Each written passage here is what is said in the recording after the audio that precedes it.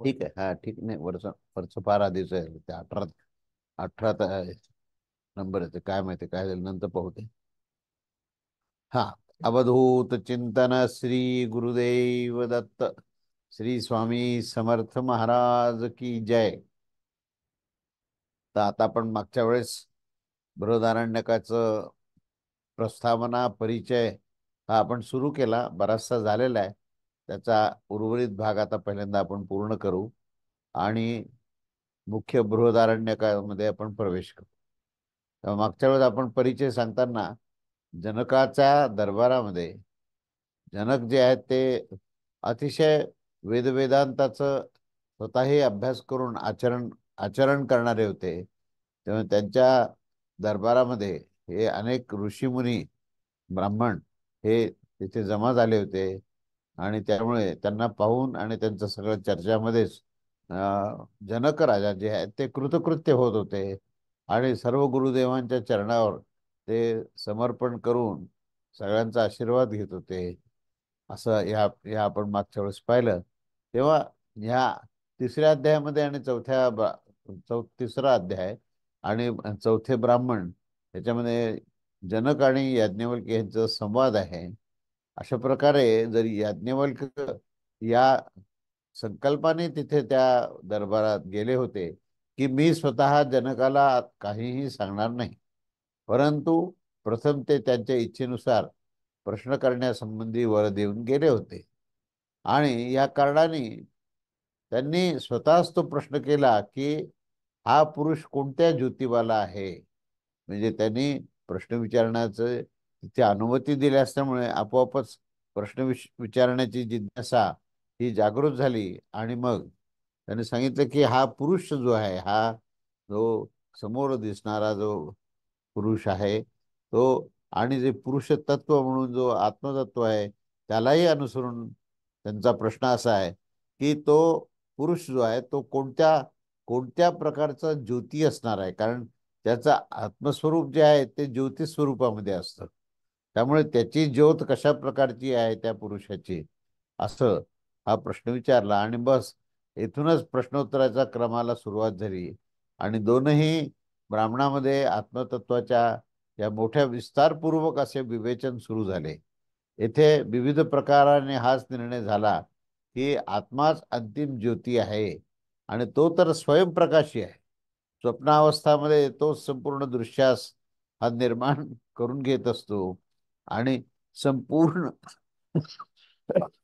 विषयाचा भोगता तो असल्यामुळे देखील तो सर्वथा हा भोगता असून देखील तो अभोक्ता आहे. म्हणजे भोग शरीरापर्यंतच ठेवतो, पण आपल्या स्वरूपामध्ये त्या भोगाचा स्पर्श होऊ देत नाही. म्हणून तो भोगता असूनही सर्वथा असंग आहे. गुण निसंग ज्याला म्हणता येईल. सुषुप्तावस्थेमध्ये सुद्धा तो ह्या साऱ्या प्रपंचाचा उपसंहार करून आनंदमय स्वरूपामध्ये स्थित होत असतो. त्या ठिकाणी त्या दृष्ट्याची जी दृष्टी आहे, त्या घ्राताची घ्राती, रसियताची रसनशक्ती, वक्त्याची उक्ती, श्रोत्याची श्रुती आणि मंताची मती आणि विज्ञात्याची विज्ञाती, अशा प्रकारची ती स्थिती आहे. तेव्हा अशा प्रकारे सर्वांचे स्वरूप असल्या कारणाने त्याचा कधीही तिथे अभाव नसतो. कारण की जेव्हा जे काही राहत असतं त्याचे वास्तविक स्वरूप जे आहे ते वास्तविक स्वरूप हे अधिष्ठाता स्वयं आत्माच आहे. अशा प्रकारे जेव्हा तोच सर्वांचे स्वरूप आहे, अशा तर उक्त दृष्टी इत्यादीच्या विषयात देखील त्याच्यापासून भिन्न असं काहीच नसतं. तेव्हा एक अलुप्त शक्ती स्वरूप दृष्टाच सर्वत्र सर्वमय आहे आणि तो निरतिशय आनंद स्वरूप आहे आणि त्याच्याच लेशमात्र आनंदाने अन्य सर्व विषय जे आहेत ते आनंदरूप आहेत, अशा प्रकारची जाणीव माणसाला होते. तेव्हा तो आत्मा तर सर्वरूप आहे आणि जास्त जास्त असा बोध होऊन गेला आहे तो मनुष्य हा निष्काम आप्तकाम आणि आप्तकाम होतो. त्याचाच प्राणाचा उत्क्रमण त्याचाच प्राणाचा उत्क्रमण होत नाही, कारण तो आत्मस्थितीमध्ये असतो. आत्मस्थितीमध्ये असलेल्या माणसाला येणं जाणं नाहीये, कारण तो सर्वत्र सर्वव्याप्त आहे. आणि म्हणून त्याचं प्राण जो आहे तो तिथून उत्क्रमण होऊ शकत नाही. तर तो स्वतः, कारण तो स्वतः ब्रह्मस्वरूप असतो आणि ब्रह्म रूपातच स्थित होऊन जात असतो. त्यामुळे ह्याच्या पुढे चतुर्थाध्याय शेवटपर्यंत याज्ञवल्क्याने मोठ्या ओजपूर्ण भाषेमध्ये याच तत्वाचे पुढे वर्णन केलेले आहे. आणि त्यानंतर पंचम ब्राह्मणामध्ये याज्ञवल्कीय कांडाच्या पद्धतीने पूर्वोक्त हे याज्ञवल्की आणि मैत्रेय यांच्या संवादाचे सुद्धा हे वर्णन केलेले आहे. आणि 6व्या ब्राह्मणामध्ये आचार्य परस्परांचे उल्लेखपूर्वक असा त्या मधुकांडास ते संपूर्ण समाप्त करतात. आणि मग पंचमाध्यायामध्ये मधुकांड संपल्यावर खिलकांड आरंभ होतो. खिलकांडाचा ह्यामध्ये अनेक प्रकारच्या उपासनेचे वर्णन केले आहे. आरंभामध्ये देखील एक मोठे रोचक आख्यान आहे की प्रजापतीचे जे पुत्र आहेत ते देव आणि असुर आणि मनुष्य आपल्या पित्याकडे राहून आ, तो ब्रह्मचर्याचे सेवन करत असतो आणि प्रजापतीला तो उपदेश करण्याची प्रार्थना करत असतो. तेव्हा प्रजापतीने हळूहळू क्रमाक्रमाने ह्या ब्रह्मतत्वाचा उपदेश करतात आणि त्या तिघांसाठी प्रत्येकाला विभिन्न उपदेश मिळत असतो. भावप्रधान देवता समजतात की पित्याने आम्हास दमन म्हणजे असा शब्द दिलेला आहे. तर त्या ठिकाणी देवतांना असं वाटतं की आम्ही इंद्रिय संयम करण्यासाठी आम्हाला पित्याने म्हणजे प्रजापित्याने दमन शब्द दिलेला आहे. त्याच्यानंतर ह्या क्रूर प्रवृत्ती असलेल्या असुरांना असं वाटतं की प्रजापतीने हा शब्द आपल्याला दया करण्याचा आदेश केला आहे आणि अर्थलोलूप मनुष्य जो आहे तो पित्याने आम्हास दान करण्याची आज्ञा केलेली आहे. अशा प्रकारे आपल्या आपल्या ह्या प्रकृतीच्या अनुसार उपयुक्त उपदेश हा प्राप्त करून ते सर्वच कृतकृत्य होऊन जातात, असे या ठिकाणी कथा आहे. आणि त्यामुळे ह्या कथेला आपल्याला या या कथेतून आपल्याला असा बोध घ्यायला पाहिजे की प्रजापतीने हे देवता, मानव आणि असुर या तिघांनाही त्यांनी एकच अक्षरामध्ये उपदेश केला आणि प्रत्येकाने त्या अक्षराचा आशय जो आहे तो आपल्या आपल्या परिस्थितीप्रमाणे घेतला, असा या आख्यायिकेचा भाग आहे. तेव्हा याच्याशिवाय ह्या अध्यायामध्ये कित्येक प्रकारची उपासना सुद्धा दिलेली आहे. आणि मग त्यानंतर 6व्या अध्यायाच्या प्रारंभी ब्राह्मणामध्ये इंद्रियाच्या विवादाद्वारे प्राणाची उत्कृष्टता दाखवली आहे. आणि द्वितीय ब्राह्मणामध्ये श्वेतकेतूची पुन्हा एकदा एक कथा आलेली आहे. आपण श्वेतकेतूची छांदोग्य उपनिषदामध्ये ही कथा आपण मागे पाहिलेली आहे. तेव्हा इथे सुद्धा द्वितीय ब्राह्मणामध्ये श्वेतकेतू आणि प्रवाहन यांचा प्रसंग आहे. आणि त्या प्रसंगामध्ये पुन्हा एकदा त्या संवादामध्ये आपल्याला तो जे प्रश्न उत्तर आहेत त्या प्रश्न उत्तरातून हा अनेक प्रकारचा बोध प्राप्त. श्वेतकेतू हे केवळ शास्त्राध्ययन करून म्हणजे वेदाचं आणि शास्त्राचं अध्ययन केलं त्यांनी आणि त्या अध्ययनाच्या परिणामाने ते स्वतःला विद्वान समजू लागले आणि त्या विद्वानाच्या भूमिकेतूनच ते या प्रवाहन राजाच्या दरबारात आले आणि शास्त्राध्ययन करूनच स्वतःला विद्वान समजल्यामुळे त्यांची एक अशी भूमिका झाली की मी ह्या आता राज्यसभेत आलेलो आहे तेव्हा आपल्या विद्येचा धाक ह्या ठिकाणी बसेल. आणि असा तो धाक म्हणजे तो आपला प्रभाव बसविण्यासाठी ते पांचाल नरेश प्रवाहांच्या सभेत आले आणि राजाने त्याचा तो अहंकार लक्षात घेतला आणि राजाने त्याला 5 प्रश्न विचारले. त्या प्रश्नाचा जो संबंध होता तो जीवन मरणाच्या संबंधात होता आणि श्वेतकेतूला या प्रश्नाचं उत्तर देता नाही आलं. तेव्हा मात्र त्याचा सगळा अहंकार कमी झाला आणि तो उदास झाला आणि उदास होऊन तो आपला पिता आणि गुरु हे अरुणीच्या जवळ आला आणि त्यांनी या प्रश्नाच्या विषयाबद्दल आपली अनभिज्ञता प्रकट केली. तेव्हा पिता पित्र ह्या दोघांना सुद्धा म्हणजे पित्याला सुद्धा या प्रश्नाचं उत्तर आलं नाही. तेव्हा दोघेही पुन्हा एकदा प्रवाहनाच्या जवळ आले आणि ते त्या प्रश्नाचं उत्तर त्यांनी प्रवाहनाला विचारले. तेव्हा प्रवाहनाने त्यांना पंचाग्नी बद्दल विद्येचा जो उपदेश केलेला आहे त्याचं विवेचन ह्या पूर्ण प्रसंगामध्ये आहे. आणि मग या प्रसंगाचं वर्णन छांदोग्य उपनिषदात सुद्धा आपण पाहिलेलं आहे. फक्त शाखाभेदाने एकच विद्येचे अनेक स्थानावर विभिन्न असे उल्लेख असतात.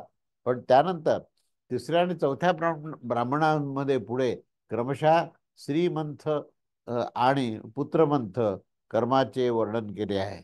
या दोनही कर्माचा परस्पराशी संबंध आहे. यांचे प्रधान प्रयोजन जे आहे ते संतती प्राप्ती, उत्तम संतती प्राप्त व्हावी. आणि पाचव्या ब्राह्मणामध्ये पुढचे जे प्रकरण आहे ते खिलकांड आहे. आचार्य परंपरेने ते खिलकांडाबद्दल आणि आचार्य परंपरेची त्या ठिकाणी माहिती आहे. अशा प्रकारे हे उपनिषद या ठिकाणी समाप्त होतं आणि येथपर्यंत संक्षेपाने या महाग्रंथाचे प्रधान प्रधान प्रसंगावर आपण दृष्टिपात केला गेला आहे. तेव्हा या उपनिषदाचे प्रतिपादन शैली ही अत्यंत सुव्यवस्थित युक्तिसंगत आहे. उपयुक्त विवेचनाच्या अनुसार यामध्ये दोन दोन अध्यायाच्या हे विविध विषय दोन दोन अध्यायामध्ये घेतलेत. त्यामुळे पहिले दोन अध्याय मधूबद्दल, मधूचे कर्माशी संबंध काय आहे, त्या मधु या संकल्पनेचा विस्तार केलेला आहे. आणि त्यानंतर याज्ञवल्कीय ज्ञान त्यानंतर पुढे दिलेले आहे. आणि मग खिलसौंदक हे तिसरं कांड आहे. म्हणून मधु, याज्ञवल्की आणि ह्याच्या अशा प्रकारचे तीन कांड आहेत. आणि यापैकी मधु आणि खिलकांडामध्ये प्रधानता जी आहे ती उपासनेची आहे आणि याज्ञवल्कीय कांडामध्ये हे ज्ञानाचं विवेचन आहे. तेव्हा भाष्यकाराने याची व्याख्या करताना आपले हृदय उघड करून दाखवले आहे. आणि अशा प्रकारे हे पूर्ण जो उपनिषद आहे हे सर्व ज्ञान आणि उपासनेने भरलेलं आहे. आणि त्या संदर्भातलेच अनेक प्रकारच्या या ज्या आख्यायिका आहे त्या सुद्धा आख्यायिकेमधून हा बोध पुन्हा पुन्हा प्रदान केलेला आहे. अशा रीतीने इथे आपला हा हा परिचयाचा जो भाग आहे तो इथे संपतो. आता आपला हा परिचय संपलेला आहे. आता आपल्याला मुख्य प्रवेशद्वारामध्ये यायचं आहे आणि बृहदारण्यक उपनिषदाबद्दलचं हे आपण प्रारंभ करण्याच्या ठिकाणी आलेलो आहोत. तेव्हा आपण सुरू करूया. ओम तत्सत ब्रह्मणे नमः. बृहद आरण्यक उपनिषद मंत्रार्थ, भाष्य आणि आशय याच्या सहित आपण आता हे सर्व विवेचन पाहूया. आणि हे कुठलाही उपनिषद सुरू करताना प्रथम जे आहे त्या उपनिषदातील जो शांतीपाठ असतो तो सर्वात महत्वाचा असतो. त्या शांतीपाठामधूनच हे पुढे संबंध उपनिषदाचं अध्ययन करायचं असतं.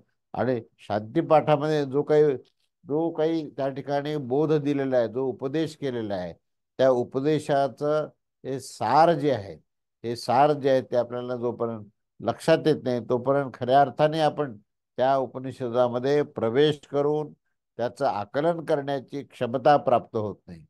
म्हणून आता आपण पहिल्यांदा हा शांतीपाठ पर्यंत पाहूया आणि त्याचा रहस्यमय अर्थ काय तो पाहूया आणि मग मुख्य आपण उपनिषदामध्ये प्रवेश करूया. तेव्हा शांतीपाठ. ओम पूर्णमदः पूर्णमिदं पूर्णात् पूर्णमुदच्यते पूर्णस्य पूर्णमादाय पूर्णमेवावशिष्यते. ओम शांती शांती शांती. असा हा शांतीपाठ आहे. आणि 3 वेळेला शांतीचा पुढे शेवटी उच्चार केलेला आहे. तर तो 3 वेळेला जो आहे तो 3 प्रकारची अशांती किंवा ताप, अशा प्रकारचे 3 प्रकारचे ताप मनुष्याला आहेत. आणि म्हणून तीनही ताप जे आहे शांत होण्याकरता म्हणून या शांती पाठाचं आपल्याला संपूर्ण आशयात्मक आकलन आणि बोध प्राप्त होणं आणि त्याच्या अनुसार आपल्या अंतःकरणाची धारणा प्रस्थापित करणं हे आवश्यक आहे.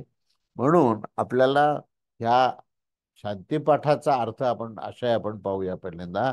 आणि त्याच्याने आपल्या मनामध्ये ज्या काही अशांती निर्माण झालेली होती पूर्व वाचन करण्याच्या आधीच, ती अशांती दूर होऊन आपण शांतिमय अंतःकरणामध्ये त्या त्या या ह्या शांतीपूर्ण वातावरणामध्ये आपल्या बृहदारण्यक उपनिषदाचं आकलन करण्याचा आपल्याला हा प्रयत्न करायचा आहे.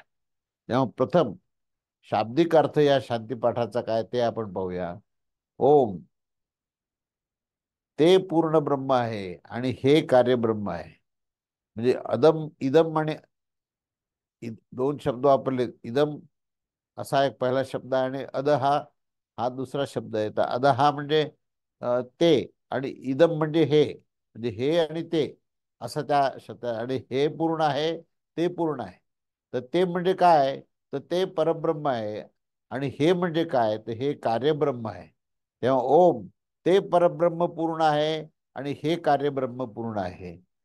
कारण की पूर्णापासूनच पूर्णाची उत्पत्ती होत असते आणि प्रलय काळात कार्यब्रह्माचे पूर्णत्व घेऊनच आपल्यामध्ये सबंधपणे विलीन करून पूर्ण ब्रह्माचा शेष जो आहे तो शेष राहत असतो. हा विचार जो आहे तो आपल्या चिंतनानेच ह्या पूर्ण त्रिविध तापाची शांती होऊ शकते. म्हणजे आता इथे अर्थ असा आहे बघा, की ह्या हे जे पूर्ण तत्व आहे ना, ते पूर्ण तत्व सर्वत्र आहे. म्हणजे ते जे ते म्हणजे ते ब्रह्मांडामध्ये असलेलं ओतप्रोत जे तत्व, जे अधिष्ठान रूपामध्ये आहे. आणि नुसतंच अधिष्ठानात नाही, तर जो आविष्कार आपल्याला प्रत्यक्ष पाहायला मिळतो आणि दिसायला मिळतो, त्या ठिकाणी सुद्धा तेच परब्रह्म तत्व आहे. अधिष्ठानात सुद्धा तेच परब्रह्म तत्व आहे. तेव्हा ते जे आपल्या डोळ्याच्याही पलीकडे असणारा अव्यक्त स्थितीमध्ये असणारं जे ब्रह्मांड आहे, ते ब्रह्मांड हे ब्रह्मस्वरूप आहे, परब्रह्मस्वरूप आहे, असं हे पहिलं विधान आहे. आणि हे सुद्धा हे म्हणजे आपण डोळ्याने जे प्रत्यक्ष पाहतो त्याला आपण हे असं म्हटलेलं आहे. तर हे दिसणारं जे जगत आहे, त्या दिसणाऱ्या जगत त्याच्या आधारभूत तत्व जे आहे ते काय आहे याचं वर्णन आहे. हे आपल्याला दिसणारं काही जगत असो, पण जर आपला ब्रह्मभाव जर जागृत असेल, आपली जर भूमिका ही ज्ञानाच्या अधिष्ठानापर्यंत गेलेली असेल, तर आपल्याला हे ते सर्वत्र असणारं जे ब्रह्मतत्व आहे त्याची आपल्याला जाणीव होते. आणि मग ह्या जाणीवेच्या आधारावरच हे दिसणारं जे जग आहे ते देखील पूर्ण आहे. त्याला कार्यब्रह्म असं म्हटलंय कारण दिसणाऱ्या जगामध्ये ही क्रियाप्रधानता दिसते. पण त्या क्रियाप्रधानता जरी ती दिसत असली तरी जे असणारं परब्रह्म जे तत्व आहे, जे सच्चिदानंद घनस्वरूप असलेले जे तत्व आहे, अगदी तसंच्या तसंच तत्व हे अधिष्ठाता हा हे ब्रह्मतत्व ज्यावेळेस पूर्ण ब्रह्मांडात व्यक्त होतो, तेव्हा त्या ब्रह्मांडाकडे पाहताना सुद्धा जी भूमिका आहे ती त्या पूर्ण ब्रह्माचीच आहे अशी असली पाहिजे. म्हणून ते परब्रह्म पूर्ण आहे आणि हे हे म्हणजे कार्यब्रह्म हे देखील पूर्ण आहे असं या ठिकाणी प्रतिपादन केलंय. म्हणून हे आणि ते म्हणताना ते जे दूर दिसणार जे खूप दूर आणि आपल्याला पूर्ण परिपूर्णपणे आपण पाहू शकत नाही असं तत्व सुद्धा हे पूर्ण पूर्ण स्वरूप आहे, पूर्ण ब्रह्मस्वरूप आहे. आणि त्यामुळे ते अभेद्य आहे. आपल्याला व्यक्त आणि अव्यक्त या दोन्ही स्थितीमध्ये काहीही भेद नाही. दोन्ही स्थितीमध्ये केवळ आणि केवळ एकमेव अद्वितीय ब्रह्मतत्व आहे असं याने सांगितलंय. तेव्हा ह्या दोन्हीच्या व्यतिरिक्त अन्य जे आहे ते अन्य आपल्याला केवळ भासमान आहे. केवळ आणि केवळ हे ब्रह्मस्थितीमध्ये असलेलं जे तत्व आहे तेच परब्रह्म, म्हणजे तेच सर्व ब्रह्मांडामध्ये तेच तत्व जे आहे हे सर्वत्र पसरलेलं आहे. हे हे आपण आपल्या डोळ्याने आपल्या ह्या उघड्या नेत्राने सुद्धा जे जगत पाहतो त्या जगतामध्ये सुद्धा जे न दिसणारं तत्व आहे तेच ओतप्रोत भरलेलं आहे असं सांगण्याचा इथे प्रयत्न केला. तेव्हा ब्रह्मतत्वाच्या अधिष्ठानावर जे ब्रह्मांडाचा जो आविष्कार आहे तो आविष्कार हा दिसायला जरी आपल्याला असा म्हणजे परिवर्तनशील आणि त्याचा विनाश होतोय असं जरी दिसत असेल, तरी प्रत्यक्ष त्या ठिकाणी ब्रह्मतत्वाच्या व्यतिरिक्त अन्य काही अस्तित्व नाहीये. हे त्याच्यामुळे सांगण्याचा प्रयत्न केलाय की कितीही जरी आविष्कारामध्ये भेद आणि भिन्नता असली तरी तिथे अधिष्ठान जसेच्या तसे आहे. म्हणून या ठिकाणी ब्रह्मांडात त्या संबंध अध्ययनामध्ये आपल्याला हे आकलन होणं आवश्यक आहे की ब्रह्मांडामध्ये ब्रह्मतत्वाच्या व्यतिरिक्त काहीही नाही असं हे ठासून सांगितलं आहे. म्हणून हे कार्य ब्रह्म देखील पूर्ण आहे. आणि जिथे ब्रह्मतत्व आहे त्याला पूर्ण शब्द वापरला आहे. त्यामुळे हेही पूर्ण आहे आणि तेही पूर्ण आहे.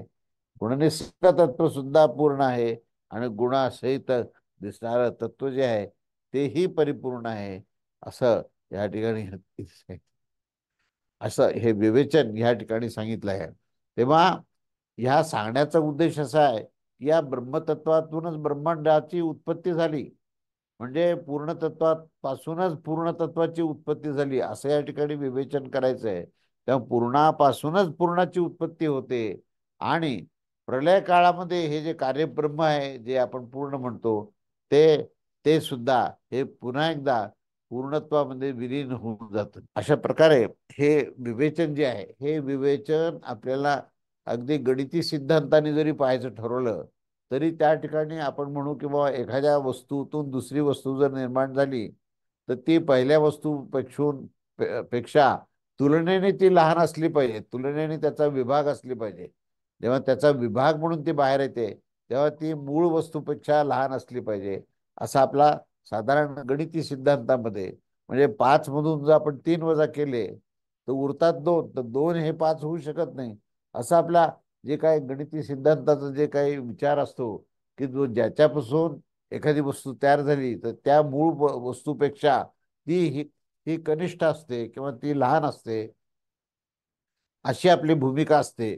पण वस्तुतः तत्वस्वरूपामध्ये विचार केला तर तत्वस्वरूपामध्ये पूर्ण वस्तूतून जे निर्माण होतं तेही पूर्ण आहे आणि जे शेष राहतं तेही पूर्ण आहे. अशा प्रकारचा या ठिकाणी सिद्धांत मांडला आहे. तर तो सिद्धांताचं आकलन करण्याकरता भूमिका काय घ्यायची आहे.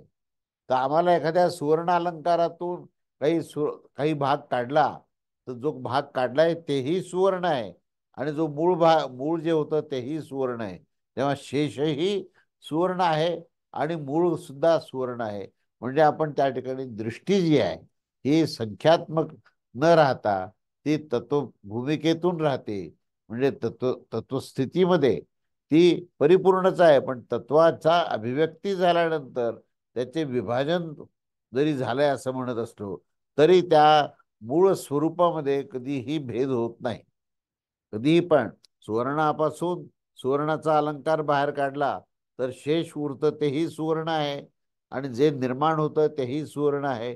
म्हणजे तत्वतः सुवर्णामध्ये भेद नाहीये. त्याच्या वजनामध्ये फरक असू शकतो पण तत्वतः त्याच्या तत्व स्वरूपामध्ये काही भेद नसतो. हे या ठिकाणी सांगितलंय. म्हणजे हा जो बोध आहे तो बोध असा आहे याच्यामध्ये की सर्वत्र तो परमात्मा भरलेला आहे. सूक्ष्मात अतिसूक्ष्म जी वस्तू आहे त्याच्यातही तो तितकाच आहे आणि विशालात अतिविशालामध्ये सुद्धा तोच ओतप्रोत भरला आहे. त्याचं विभाजन होऊ शकत नाही आणि तो आपल्याला डोळ्याने दिसणारं हे कार्यब्रह्म सुद्धा हे त्या मूळ ब्रह्मतत्वाचाच एक भाग जरी असला तरी ते कार्यब्रह्म सुद्धा पूर्ण आहे आणि शेष उरलेला भाग सुद्धा हा पूर्ण ब्रह्माचाच आहे.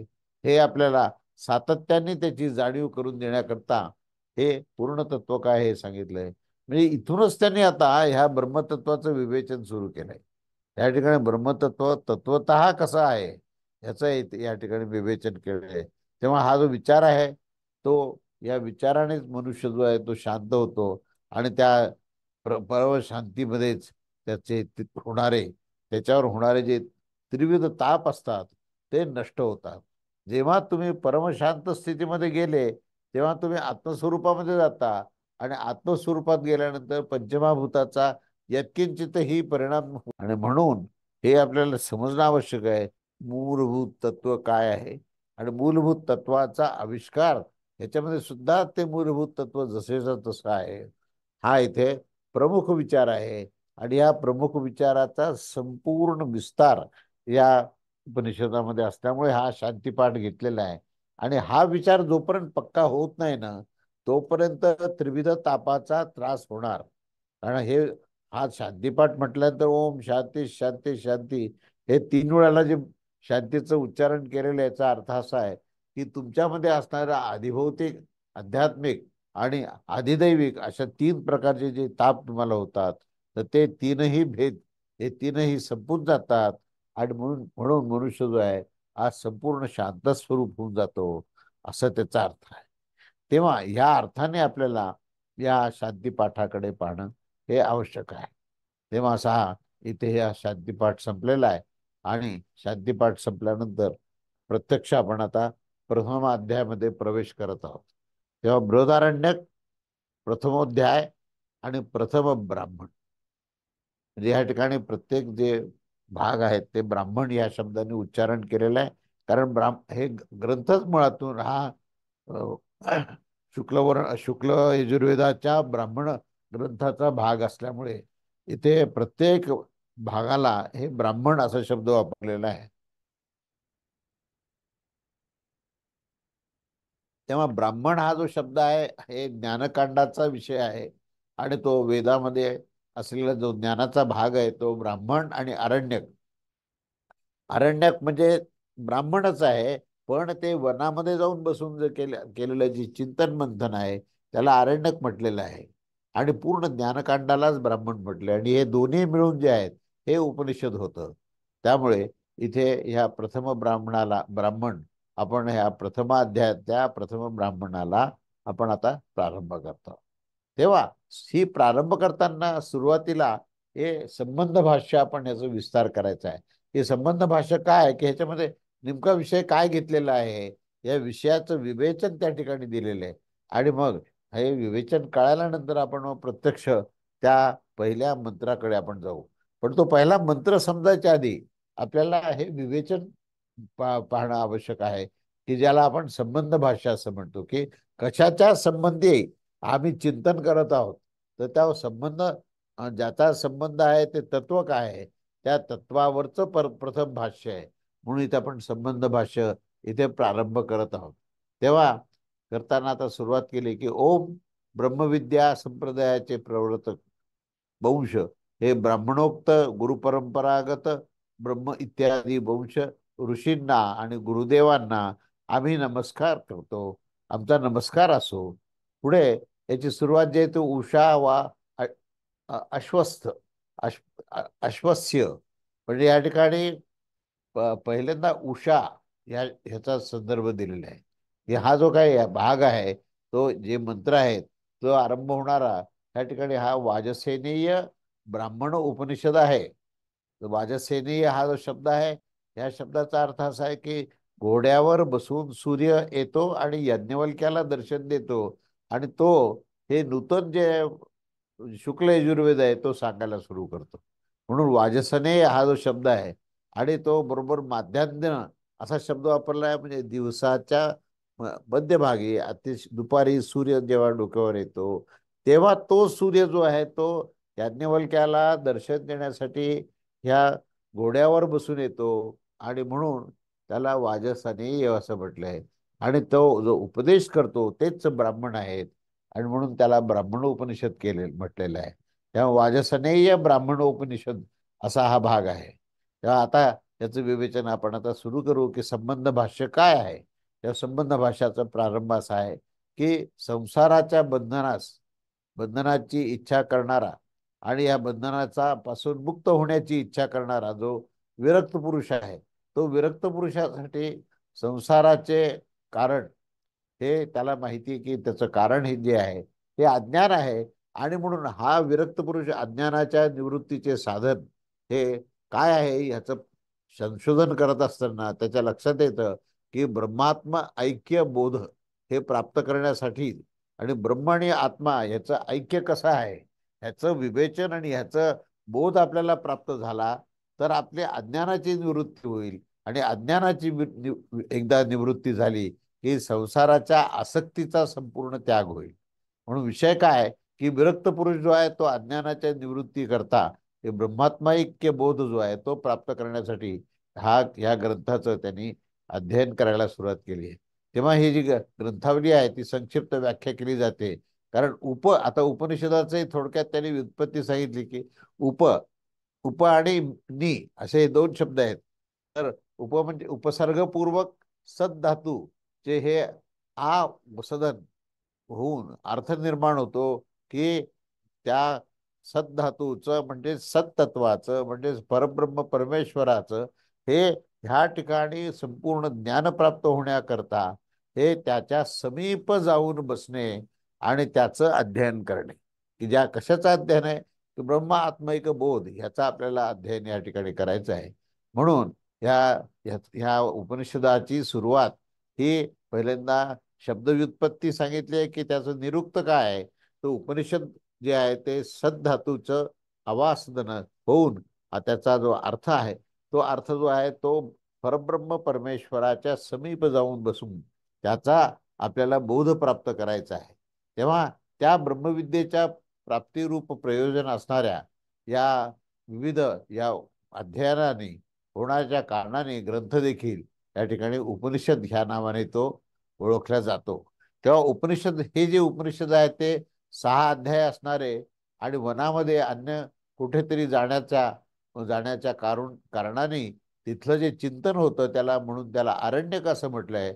आणि अन्य उपनिषदाच्या तुलनेत हे हे बृहद म्हणजे सर्वात मोठ्या आकाराचं आहे, अतिशय विशाल असं आहे, सर्व व्याप्त अशा प्रकारचं असल्यामुळे त्याला बृहद असं म्हटलेलं आहे. आणि म्हणूनच त्याचं संपूर्ण नाव जे आहे ते बृहद आरण्यक उपनिषद असं त्याला म्हटलं जातं. तेव्हा आता याच्या या कर्मकांडाच्या बरोबरचा संबंध दाखवला आहे. हे सर्व जे वेद आहेत त्यांचा प्रत्यक्ष आणि अनुमान इत्यादी आणि अन्य प्रमाणाने हे ज्ञान होत नसतं.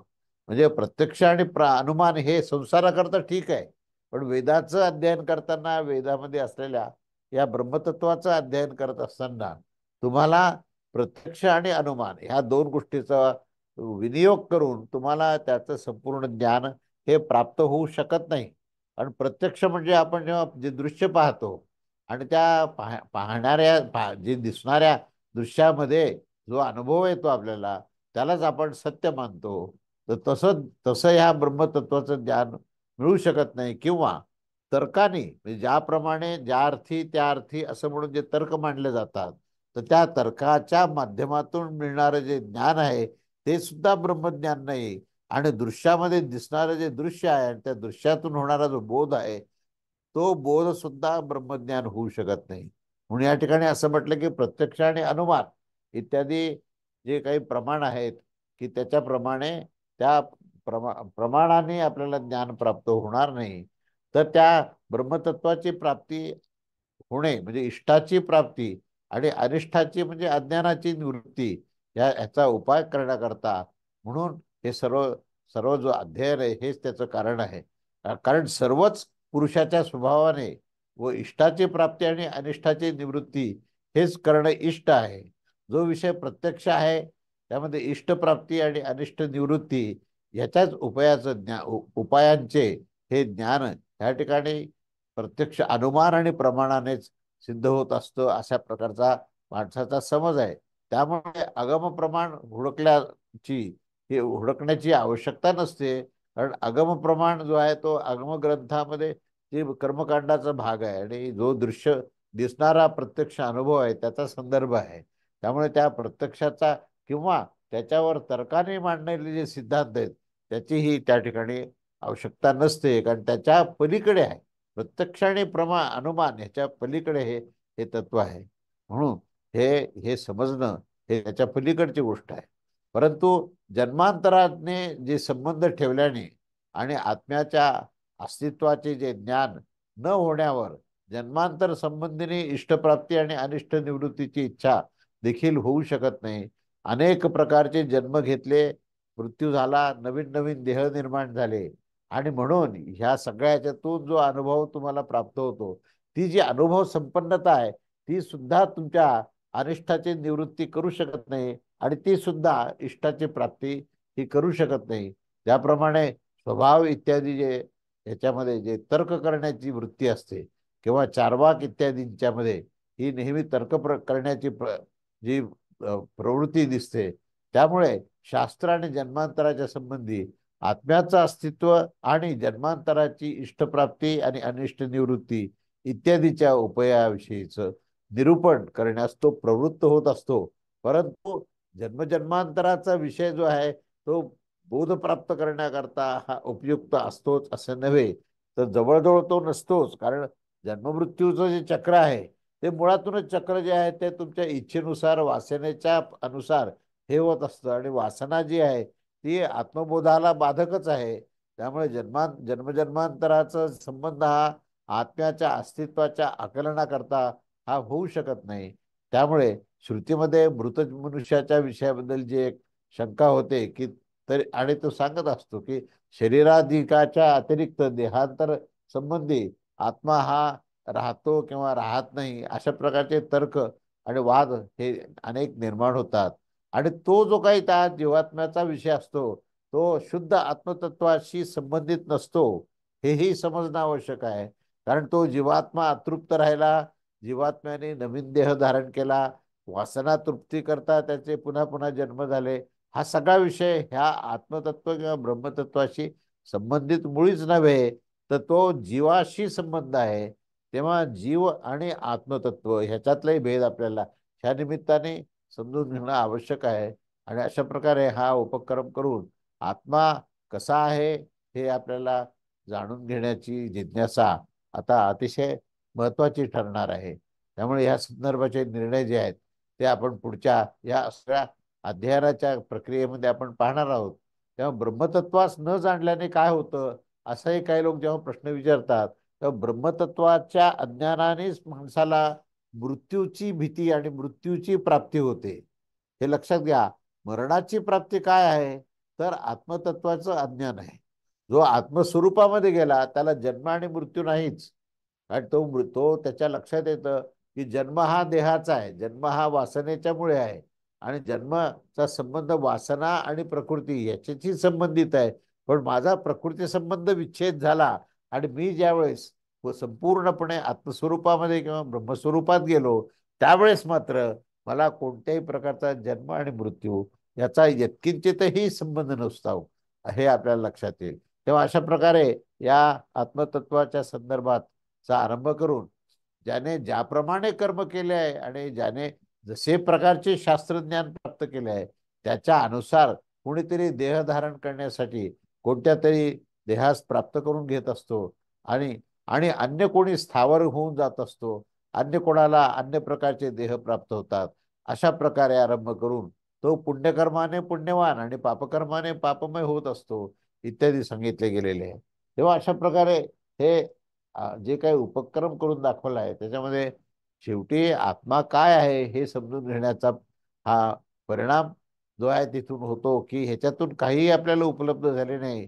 कारण आत्मा तर विज्ञानमय आहे, म्हणजे तो सर्वत्र सर्वव्याप्त आहे आणि तो अधिष्ठान आणि आविष्कारामध्ये ओतप्रोत भरलेला आहे. असा तो आत्मतत्व आहे. त्याचं आपल्याला अध्ययन आणि आकलन करायचं आहे. त्याच्याकरता आपल्याला या देहापासून जो भिन्न असलेला जो आत्मा आहे त्याचं अस्तित्व आपल्याला पाहायचं आहे. त्याचं आपल्याला अध्ययन इथे करायचं आहे. तेव्हा जर म्हणाल की आत्म्याचं अस्तित्व तर प्रत्यक्ष प्रमाणाचाच विषय आहे, तर असे म्हणणे सुद्धा ठीक होणार नाही. कारण त्याला तुम्हाला कोणताही उदाहरण किंवा उपमा देऊन त्याला तुम्हाला आत्म्याचं आकलन होणार नाही. कारण की ह्याच्या संबंधीमध्ये हे विविध प्रकारचे जे वाद निर्माण झाले, मतभेद निर्माण झाले आणि देहांतरी संबंधी सुद्धा आत्म्याच्या अस्तित्वाचं ज्ञान हे प्रत्यक्ष होईल, तर लोकायतिक किंवा बौद्ध आत्मा नसतो असं सांगणारे सुद्धा काही माणसं हे या ज्ञानप्राप्तीमध्ये प्रतिकूल होत असतात. घटादी जो प्रत्यक्ष प्रमाणाचा बद्दलचा जो विषय आहे त्यामध्ये सुद्धा घट हा नसतो. आणि जर म्हणाल तर स्थाणू आदीमध्ये पुरुष इत्यादीचा भ्रम पाहिला तर आपल्याला असं लक्षात येतं की प्रत्यक्ष वस्तूमध्ये हा संशयाचा अभाव दाखविला आहे. या त्याच्यामुळे या प्रत्यक्ष वस्तूमध्ये जे काही आपल्याला पाहायला मिळतं ते पाहायला मिळणं आणि दिसणं आणि प्रत्यक्ष असणं ह्याच्यातला जो भेद आहे तो भेद आपल्याला लक्षात येत नाही. आणि तो भेद न कळाल्यामुळेच आपल्याला आत्म्याबद्दलचा भ्रम निर्माण होतो. कारण योग्य पद्धतीने पाहून घेतल्यावर संशयाचा अभाव होईल, निश्चित होईल. आणि स्थाणू इत्यादीचे प्रत्यक्ष निरूपण देऊन गेल्यावर त्यामध्ये सुद्धा पुढे कोणताही संदेह राहणार नाही. वैनाशिक तर अहम अशा वृत्तीचा उदय झाल्यावर देखील देहांतरानंतर आणि त्यापेक्षाही भिन्न अशा या आत्म्याचा न होण्याचा निश्चय त्या ठिकाणी होत असतो. आणि त्यामुळे प्रत्यक्ष प्रमाणाच्या विषयापेक्षा हा आत्म्याचा विषय विलक्षण आहे. आणि तो विलक्षण होण्याचं कारण तो प्रत्यक्षापेक्षाही आत्म्याच्या अस्तित्वाची सिद्धी होऊ शकत नाही हे ज्यावेळेस लक्षात आलं, त्यावेळेस सुद्धा केवळ प्रत्यक्ष किंवा अनुमान या दोन्ही देखील हे आत्म्याचं अस्तित्व सिद्ध करण्यास सक्षम नाहीये. जर म्हणाल तर श्रुतीने आत्म्याच्या अस्तित्वामध्ये हे लिंग म्हणजे त्याचं बीज काय आहे हे त्या ठिकाणी श्रुती नेहमी सांगत असते. कारण त्याचं नेमकं कारण काय आहे. या कारणाने आत्मा हा प्रत्यक्ष आणि अनुमान ह्या प्रमाणाचा देखील विषय होतो असं आपल्याला वाटतं. परंतु केवळ आगमाचा विषय तो नाहीये. तर तो आगम किंवा प्रकृती किंवा ब्रह्मांडाचं अध्ययन किंवा वेदाचं अध्ययन याच्यामध्ये या आत्मतत्वाचं आकलन होईल असं म्हणणं हे ठीक नाहीये. कारण जन्मांतराच्या संबंधाचा कोणत्या तरी अन्य प्रमाणानेच तो ग्रहण होत असतो. आणि आगम म्हणजेच स्मार्त ग्रंथ किंवा स्मृती ग्रंथाचं जे आहे त्याचं सुद्धा अध्ययन केलं किंवा त्याचंही आचरण केलं तर तो वेदोक्त फक्त तुमचं आचरण होऊ शकेल. परंतु त्याचं जे लौकिक लिंग विशेषाच्या द्वारे आत्म्याचे अस्तित्व जाणून घेतल्यावरच त्याचं हे अनुसरण करणारे जे मीमांसक आणि नैयायिक वैदिक अहमप्रतीती असणारे हे वैदिक लिंगास देखील ते आमच्या बुद्धीपासून निघालेले आणि तर्क आहेत अशी ते कल्पना करतील की आत्मा प्रत्यक्ष आणि अनुमानाचा देखील विषय आहे. म्हणून ते नेहमीच अनुमानाच्या माध्यमातून सिद्ध करण्याचा ते वैशेषिक जे आहेत म्हणजे हे जे दर्शनकार आहेत हे दर्शनकार पुष्कळ त्यांनी आत्मतत्वाचं विवेचन करण्याचा प्रयत्न केला. पण त्यांना काहीही गवसलं नाही. कारण अनुमान आणि प्रत्यक्ष या दोघांचाही विषय जो आहे तो आत्मतत्व नाहीये हेच ह्या ठिकाणी सर्वतोपरी वरचेवर ठसवून सांगितले. तेव्हा आता आत्मतत्व नेमकं काय आहे ह्याच्या संदर्भामध्ये आपण पुढच्या रविवारी बघूया.